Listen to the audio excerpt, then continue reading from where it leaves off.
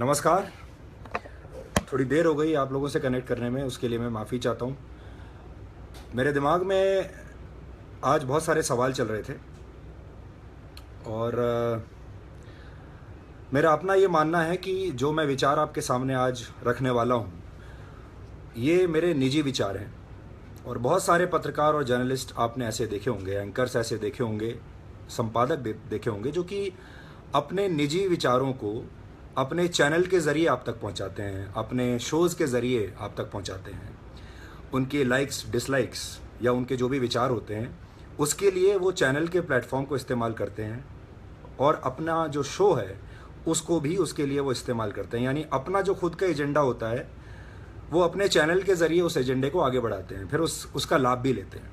लेकिन मैं इसके खिलाफ़ हूँ, इसीलिए ये सब बातें मैं आपसे अपने चैनल के माध्यम से भी कह सकता था, अपने शो के माध्यम से भी कह सकता था, डीएनए के माध्यम से, या जी न्यूज़ पर भी तमाम बातें मैं आपको बता सकता था।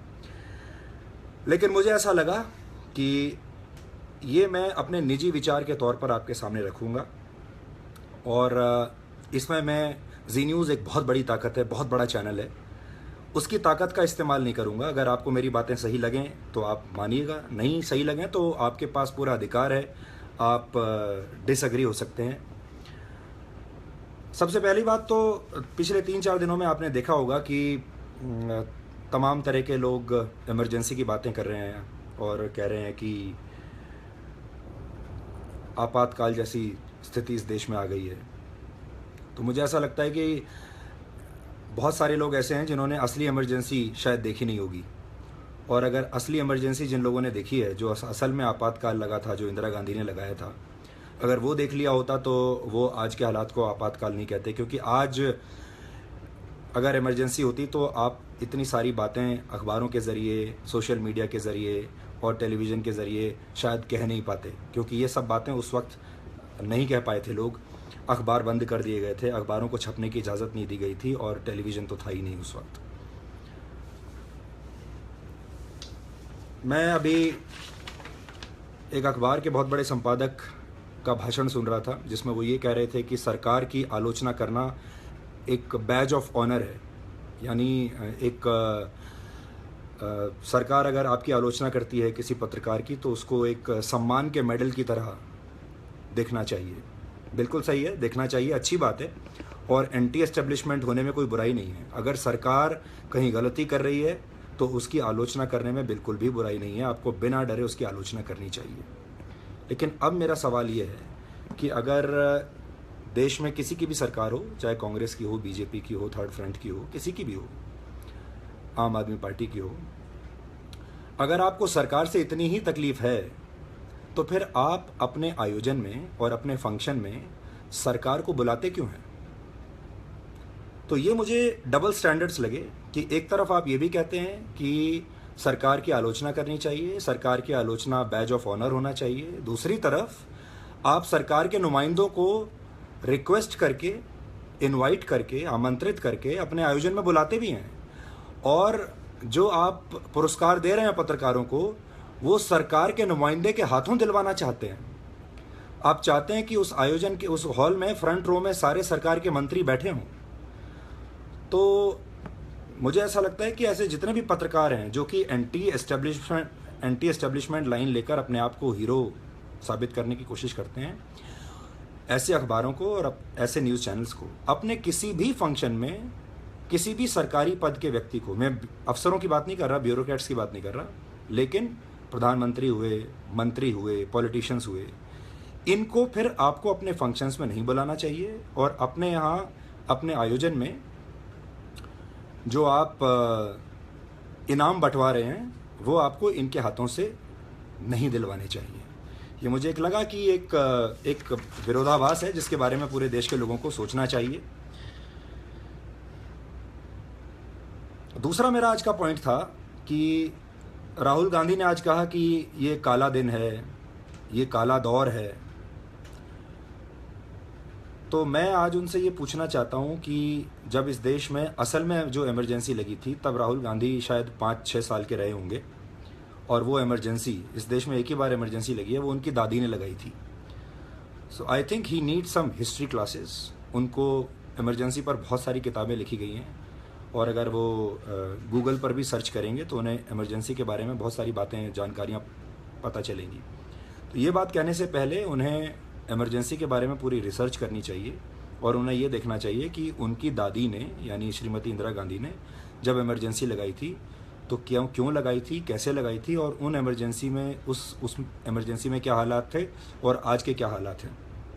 उस इमरजेंसी के बाद कांग्रेस के किसी भी नेता ने आज तक कभी खुलकर उस आपातकाल के लिए माफ़ी नहीं मांगी है।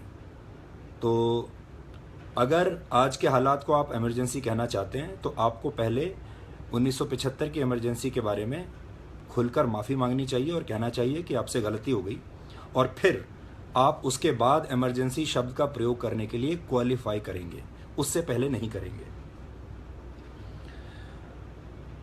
तीसरा मेरा पॉइंट था, आपको शायद पता नहीं होगा कि आप जानते हैं हमारे देश में हर साल कितने बच्चे गायब हो जाते हैं। मैं आपको बताता हूँ, आज आपके लिए आंकड़े लेकर आया हूँ।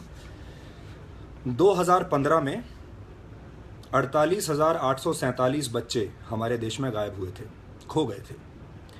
2014 में 69,660 और 2013 में 79,508 बच्चे गायब हुए थे हमारे देश में।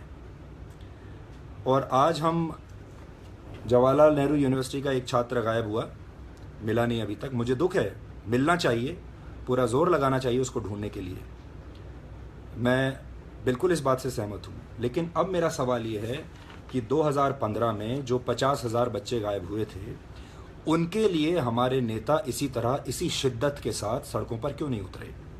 उनके माँ बाप से मिलने के लिए क्यों नहीं गए? और उन 50,000 बच्चों को ढूंढने के लिए हमारे इन नेताओं ने सरकार पर, पुलिस पर, प्रशासन पर ऐसा ही दबाव क्यों नहीं डाला जैसा कि नजीब के मामले में डाल रहे हैं? नजीब के लिए जो कुछ कर रहे हैं मैं बिल्कुल उनके साथ सहमत हूँ, लेकिन नजीब के अलावा जो 50,000 बच्चे और दूसरे जो गायब हुए हैं, उनके लिए जो आपने नहीं किया, ये उनके माँ बाप के लिए नाइंसाफ़ी है। मैं इसके खिलाफ हूँ, आपको ये सोचना चाहिए। एक पूर्व सैनिक ने आत्महत्या की और दिल्ली के मुख्यमंत्री ने 1 करोड़ का मुआवजे का ऐलान कर दिया। उनकी जानकारी के लिए बताना चाहता हूँ, आज़ादी के बाद से आर्म्ड फोर्सेस में अभी तक 22,500 लोग मारे गए हैं, जिन्हें आप शहीद कह सकते हैं, जिन्होंने देश की रक्षा में या अपनी ड्यूटी करते हुए अपनी जान दी है। और पैरामिलिट्री फोर्सेस में पिछले 53 साल में 31,895 सैनिक अपनी जान दे चुके हैं, अपनी ड्यूटी करते हुए, इस देश की रक्षा करते हुए। कुल मिलाकर हमारे देश ने अब तक 55,000 सैनिकों को खोया है, जो कि ड्यूटी पर थे, आपके लिए और हमारे लिए, इस देश के लिए काम कर रहे थे, सेवा कर रहे थे हमारी, और उस वक्त उन्होंने अपनी जान दी। क्या उन 55,000 लोगों के लिए भी अरविंद केजरीवाल 1-1 करोड़ रुपए का मुआवजा देंगे? हमारा एक बच्चा कल ही शहीद हुआ है, क्या उसके लिए भी 1 करोड़ का मुआवजा होगा? सिग्नल थोड़ा यहाँ पर वीक है, इसलिए मैं थोड़ी देर के लिए आपसे कट गया था। हर रोज़ आप देख रहे होंगे कि बॉर्डर के इलाकों से हमारे देश में कोई ना कोई हमारा जवान तिरंगे में लिपटा हुआ वापस अपने घर आ रहा है। उनके माँ बाप को कैसा लगता होगा, उनके परिवार वालों को कैसा लगता होगा जब उनके लिए हमारे नेता कम बात करते हैं, उनके लिए आंसू उनके पास नहीं है बहाने के लिए, और कुछ खास लोगों के लिए हैं, क्योंकि वहाँ पर उनको राजनीति दिखाई देती है। असली इमरजेंसी की अगर मैं बात बताऊं आपको, तो असली इमरजेंसी है जो इस वक्त चल रही है दिल्ली और आसपास के इलाकों में, प्रदूषण की इमरजेंसी। मैंने थोड़ी देर पहले अपनी एक तस्वीर पोस्ट की थी जिसमें मैंने भी एक मास्क लगाया हुआ था। आखिरकार मैंने भी सरेंडर कर दिया। आज के हालात ये हैं कि आप दिल्ली और एनसीआर के इलाकों में या देश के बड़े बड़े शहरों में बिना पॉल्यूशन मास्क पहने आप जा नहीं सकते, बाहर नहीं निकल सकते। ये जो पॉल्यूशन है, इसको लेकर हमारे नेताओं को सड़क पर उतरना चाहिए, इसको लेकर प्रदर्शन करना चाहिए, इसे लेकर सरकारों पर दबाव डालना चाहिए कि पॉल्यूशन कब कम होगा, हमारे बच्चों को साफ हवा में सांस लेने का अधिकार कब मिलेगा। पॉल्यूशन कंट्रोल करने के लिए हमारी सरकार ने कितना बजट एलोकेट किया है, ये हमारी सरकार को बताना चाहिए। केंद्र सरकार को भी बताना चाहिए, दिल्ली सरकार को भी बताना चाहिए, राज्य सरकारों को भी बताना चाहिए। प्रदूषण को कंट्रोल करने को लेकर हमारे चुनावी घोषणा पत्र जो होते हैं, जो चुनावी वादे किए जाते हैं, मैनिफेस्टो जिसको आप कहते हैं, उसमें प्रदूषण सबसे बड़ा मुद्दा कब बनेगा, ये सवाल आज होना चाहिए। और मैं आपको बता देता हूं, अपने देश में इस वक्त 10 साल से कम उम्र के बच्चों की जो संख्या है वो 27 करोड़ है। अब आप अंदाज़ा लगाइए कि जो 27 करोड़ बच्चे हैं जिनकी उम्र 10 साल से कम है, ये किस हवा में सांस ले रहे हैं और ये किस हवा में सांस लेते हुए बड़े होंगे। जब तक ये 10 साल के बच्चे 17 साल के होंगे और उसके बाद 27 साल के होंगे, तब तक इन्हें पहले ही प्रदूषण की वजह से न जाने कितनी बीमारियां हो चुकी होंगी।